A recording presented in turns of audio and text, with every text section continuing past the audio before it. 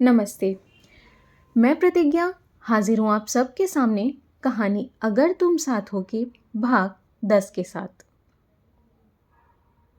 का का बोले? ही देखो, हम दोस्ती का हाथ बढ़ा रहे हैं और दामाद बाबू का अगड़म सगड़म बोले जा रहे हैं। वो हंसते हुए दांत निपोर कर बोला। कनिष्क ने उसका लाया हुआ मिठाई का डिब्बा उठाया और दरवाजे पर आकर उसके सामने ही बाहर फेंक दिया। डब्बा खुल गया। मिठाई बिखर गई, जिसे सड़क के कुत्ते चाट चाट कर खाने लगे। मामा, पापा कह रहे हैं कि हमारे घर में कचरा रखने के लिए ऑलरेडी डस्टबिन है, आपकी ज़रूरत नहीं है। सुनाओ, गेट लॉस्ट। कौस्तुभ भी बाहर आ गया और बब्बन की जेब में लटकता हुआ रूमाल खींचकर उसने ज़मीन पर उस जगह फेंक दिया जहां उसने पान थूका था और फिर उसे जूते से रगड़ दिया। मामा, अगली बार या तो बिना पान खाए आना या पान अपने घर में ही थूक कर आना, वरना हो सकता है अगली बार बिना शर्ट के वापस जाना पड़े। वैसे बेहतर तो यही होगा कि अगली बार आप आए ही नहीं। You are not welcome any मोर।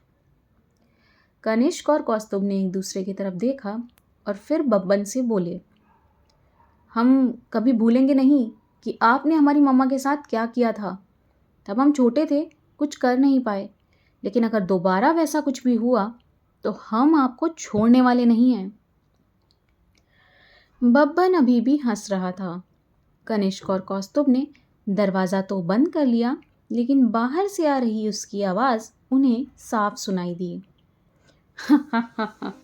मेरे भांजों, चिड़िया के बच्चों, अगर तुम्हारा बाप दोस्ती नहीं चाहता तो फिर दुश्मनी ही सही।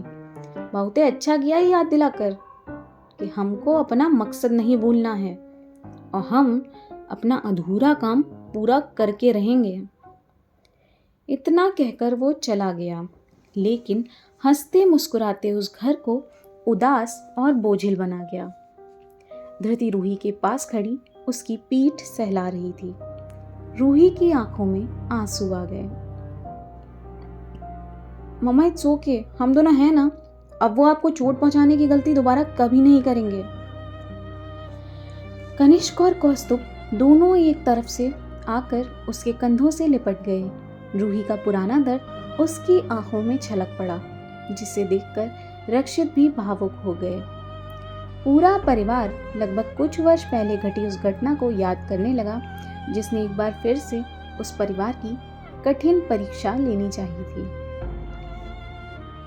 17 वर्ष पहले जब रूही ने अस्पताल में सी सेक्शन के थ्रू 2 जुड़वा बेटों को जन्म दिया था, घर में खुशियों का माहौल छा गया। लेकिन उन्हीं खुशियों के बीच बब्बन ने आग लगाने का काम किया।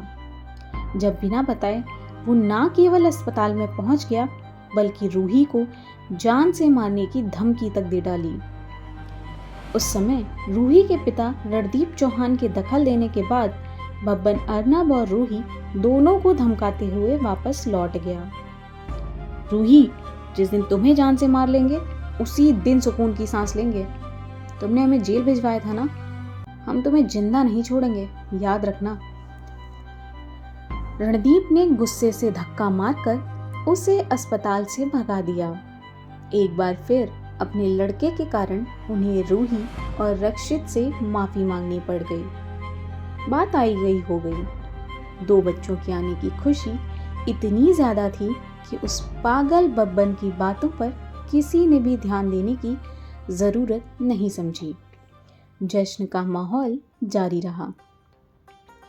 धृति ने दोनों बच्चों के जन्म पर बहुत खुशी से सोहर गीत गाए, ढोलकें बजाईं। सबका जीवन सामान्य होने लगा। बच्चों की बेहतरीन परवरिश होने लगी। घर के बगीचे में नन्हे नन्हे फूलों की कलियां अब फैलने लगी थीं। कुछ दिनों की मैटरनिटी लीव के बाद रूही ने अर्नब के साथ दोबारा ऑफिस जाना शुरू कर दिया और आकर्ष अपने बिजनेस को सेट करने के जुगाड़ में लग गया। रक्षित आकर्ष की मदद करना चाहते थे, आखिर उनका लाडला बेटा जो था वो। और फिर उस एक्सीडेंट से गुजरने के बाद रक्षित उससे और भी ज़्यादा भावुकता से जुड़ चुके थे। वो हर हाल में चाहते थे कि आकाश उनसे इन्वेस्टमेंट के लिए कुछ पूंजी ले ले, ताकि उस पर एक साथ ढेर सारा बोझ ना पड़े। लेकिन आकाश भी तो उन्हीं का बेटा था। वो सब कुछ अपनी इकट्ठा की हुई पूंजी से ही शुरू करना चाहता था। एक बार उन दोनों की नाराज़गी इतनी बढ़ गई कि उन्होंने आकाश से बात करना ही बंद कर दिया। आकाश को कुछ दिन का सुकून तो मिला, लेकिन फिर रक्षित ने धृति को अपनी बात कहने का जरिया बना लिया और एक बार ब्रेकफास्ट टेबल पे फिर से वही जंग शुरू हो गई। धृति बेटा, लोगों से कह दो बिजनेस ह्यूज कैपिटल इन्वेस्टमेंट मांगता है, बेवकूफ़ी ना करें और मुझसे अमाउंट ले लें। रक्षित की बात सुनकर धृति ने आकाश की तरफ देखा। धृति, तुम लोगों से कह दो हर बिजनेस ह्यूज इन्वेस्टमेंट नहीं मानता। अपने पैसों का गुरूर दिखाने की ज़रूरत नहीं है। मैं जो करूँगा अपने दम पर करूँगा। आकाश मुंह फेरते हुए बोला। धृति बेटा, लोगों से पूछना ज़रा, चाय की टपड़ी खोलने वाले हैं या गोलगप्पे का ठेला लगाने वाले हैं? रक्षित ने चाय का कप उठाते हुए व्यंग बाण फेंका। धृति, लोगों को समझा दो कि अगर द आकाश राजपूत चाय की टपड़ी भी खोल ले तो उसकी भी कुछ दिनों में इंटरनेशनल फ्रेंचाइजी खुल जाएंगी।